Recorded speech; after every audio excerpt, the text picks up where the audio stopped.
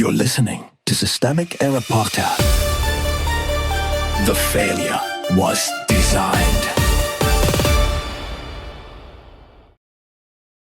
The spectacular implosion of Trump's Big Bash Shows America is finished with this clown, based on an article by George Oshensky, Daily Montanan. Trump turned a national birthday into a stress test, a pageant, not a celebration. The source story is about a failed 250th anniversary spectacle on the National Mall, with 20 states skipping the Great American State Fair, entertainers backing out, a thin crowd, and Trump inflating attendance anyway. That is the surface. The real story is simpler and uglier. A president used a civic anniversary as a loyalty test, and the public refused to play along. Who actually held power? The institutional power in this story sat with Trump, not with the crowd, not with the states that skipped, and not with the entertainers who walked. He controlled the event's conversion from commemoration into self-promotion.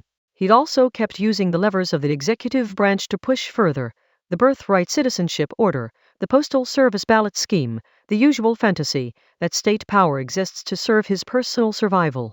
That matters because the article's central fact is not embarrassment, it is misuse of authority. The event was not hijacked in some abstract sense. Trump did the hijacking. He turned public ceremony into private branding, then acted surprised when the people treated it like what it had become. The courts are slowing him, not solving it. The Supreme Court blocking his birthright citizenship order, and a federal judge blocking his mail ballot directive are the only pieces of institutional resistance named here. Those decisions matter. They show that parts of the legal system can still stop the most blatant illegalities. But judicial backstops are not a democratic strategy. They are damage control. The courts can restrain a specific abuse after the fact. They cannot restore a political culture in which a president does not openly try to bend citizenship, elections, and public institutions around himself. Each blocked order is evidence of the same underlying problem: a White House that treats constitutional limits as obstacles to be bullied, not boundaries to obey. Corruption is not a side story. Ty Cobb's comment on the Trump family's crypto haul is the closest thing in the source to an honest description of the governing model here. The point is not merely that Trump is greedy.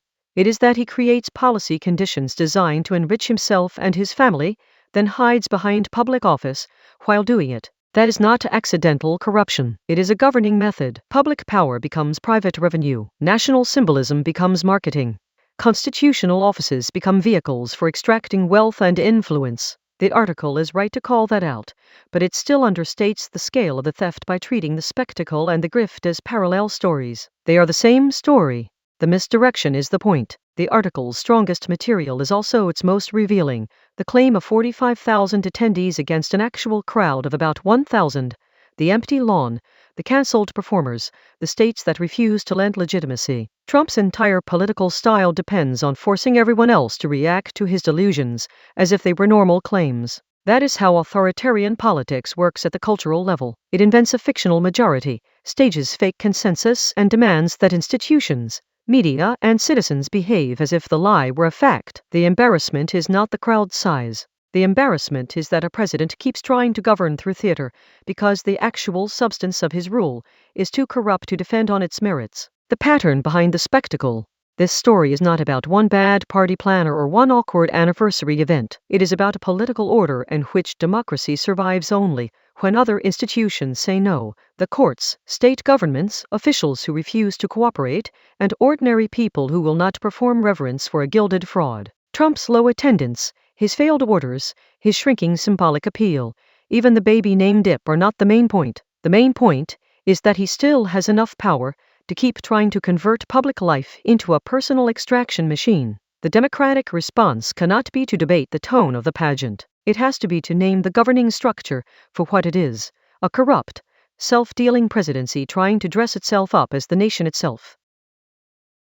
You've been listening to Systemic Error. Thanks to Raw Story for today's article. With the automated voice of Lesak, thanks for listening.